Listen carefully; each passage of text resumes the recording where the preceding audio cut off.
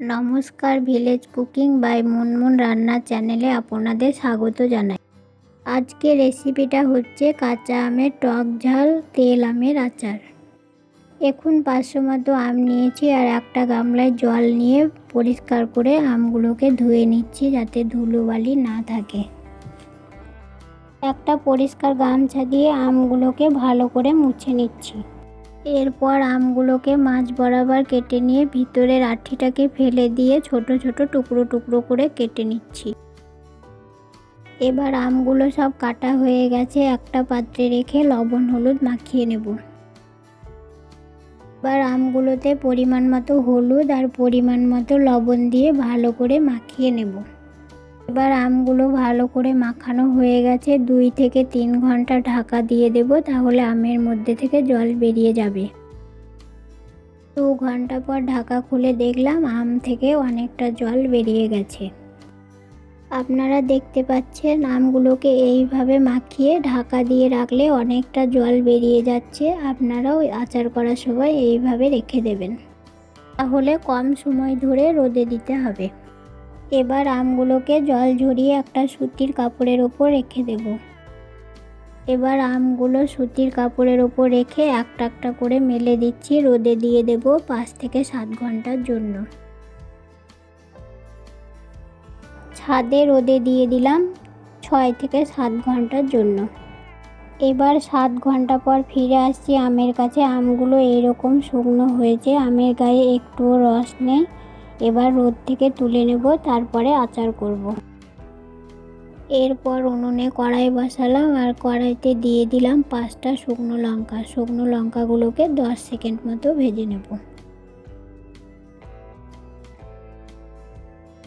এবার লঙ্কার গায়ে একটা কালার চলে এসেছে, এর মধ্যে দিয়ে দিচ্ছি সামান্য পরিমাণ জিরে, আর দিচ্ছি সামান্য পরিমাণ মৌরি, আর দিচ্ছি সামান্য পরিমাণ মেথি, এবার দিচ্ছি সামান্য পরিমাণ সর্ষে। এগুলো দিয়ে ভালো করে ভেজে নেব।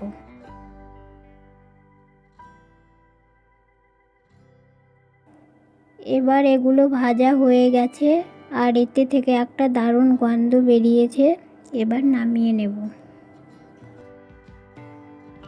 এরপর উনুন থেকে নিচে নামিয়ে 10 সেকেন্ড মতো নাড়াচাড়া করে নেব। এরপর কড়াই থেকে একেবারে শিলে ঢেলে নেব, তারপর ঠান্ডা হয়ে গেলে গুঁড়ো করে নেব। এবার এগুলো ঠান্ডা করতে দিয়ে উনুনে চলে গেলাম আর একটা মশলা করার জন্য। এরপর উনুনে কড়াই বসিয়ে কড়াইতে দিয়ে দিলাম সামান্য পরিমাণ সরিষার তেল। গোটা মশলাগুলো ভেজে নেব। এবার তেল গরম হয়ে গেছে, তেলের মধ্যে দিয়ে দিচ্ছি গোটা কালো জিরে আর দিচ্ছি গোটা সর্ষে। এগুলো ভালো করে ভেজে নেব। আর এর মধ্যে দিয়ে দেব 1 চামচ লঙ্কা গুঁড়ো। আপনারা লঙ্কাটা ঝাল অনুযায়ী দেবেন, আমি এখানে অল্প দিয়েছি। এই মশলাটা হালকা করে ভেজে নেব। এবার ভাজা হয়ে গেছে, নামিয়ে নেব একটা গামলায় ঠান্ডা করার জন্য। এবার উনুনে কড়াই বসিয়ে কড়াইতে দিয়ে দিলাম 300 মতো সরিষার তেল গরম করার জন্য। তেলটা গরম করতে বসিয়ে দিয়ে মশলাটা গুঁড়ো করে নেব। এবার মশলাটা গুঁড়ো করে নেব। এতে সামান্য পরিমাণ লবণ দিয়ে দিচ্ছি, বেশি লবণ লাগবে না কারণ আমের সঙ্গে মাখানো আছে। মশলাটা গুঁড়ো করা হয়ে গেছে, একটা পাত্রে তুলে নেব। মশলাটা গুঁড়ো করার সময় দারুণ একটা গন্ধ বেরিয়েছে, আচারে দিলে আচারটা দারুণ হবে। এবার দেখলাম উনুনে যে তেলটা বসানো ছিল সেটা গরম হয়ে গেছে, নামিয়ে নিয়ে ঠান্ডা করতে দেব। এবার গামলায় যে মশলাটা করা ছিল তার মধ্যে অর্ধেক গুঁড়ো মশলা দিয়ে দিলাম আর অর্ধেক রেখে দিলাম, পরে দিয়ে দেব। গুঁড়ো মশলাটা তেলে ভাজা মশলাটা ভালো করে একসঙ্গে মিশিয়ে নেব। এবার মশলাটা ভালো করে মিশানো হয়ে গেছে, এর মধ্যে ঠান্ডা করে রাখা তেল 2 হাতা দিয়ে দেব আর তেলের সঙ্গে মশলাটা ভালো করে মিশিয়ে নেব।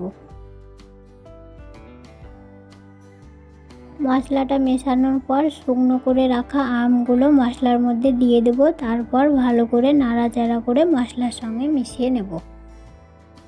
এবার আমের সঙ্গে মশলা মেশানো হয়ে গেছে, আর একটু মশলা আমের ওপর ছিটিয়ে দেব, আর সামান্য একটু রেখে দেব, পরে দেব। এবার আমের সঙ্গে মশলাটা ভালো করে মেশানো হয়ে গেছে, একটা বয়মে ভরে নেব। এইভাবে আপনারা আচারটা বাড়িতে বানিয়ে রাখুন, খেতে দারুণ হবে। এবার আমগুলোকে একটা কাচের বয়মের মধ্যে ভরে রেখে মাঝে মাঝে রোদে দিতে হবে। তাহলে এই তেল আমের আচারটা 2 থেকে 3 বছর পর্যন্ত ঘরে সংরক্ষণ করে রাখা যাবে। এই তেল আমের আচারটা বিশেষ করে মুড়ির সঙ্গে ভালো লাগে। এবার আমগুলো বয়মে ভরা হয়ে গেছে, এর মধ্যে দিয়ে দেব ঠান্ডা করে রাখা আরও 2 হাতা তেল। এবার বয়মের মধ্যে বাকি মশলাটা দিয়ে দেব, আর যে বাকি তেলটুকু আছে সেটুকু এর মধ্যে দিয়ে দেব। এবার হাতায় করে আমগুলো তলা ওপর করে নিয়ে তেলের সঙ্গে মশলাটা মিশিয়ে নেব। এবার আচার রেডি, মাঝে মাঝে রোদে দিয়ে খাওয়া যেতে পারে। এই রেসিপিটা ভালো লেগে থাকলে একটা লাইক, কমেন্ট, শেয়ার করুন, আর এই চ্যানেলটির পাশে থাকার জন্য একটা সাবস্ক্রাইব করার অনুমতি থাকলো। আজ এই পর্যন্তই, ফিরে আসবো নতুন কোনো রেসিপি নিয়ে। ভালো থাকুন, সুস্থ থাকুন, আর আমার সঙ্গে থাকুন।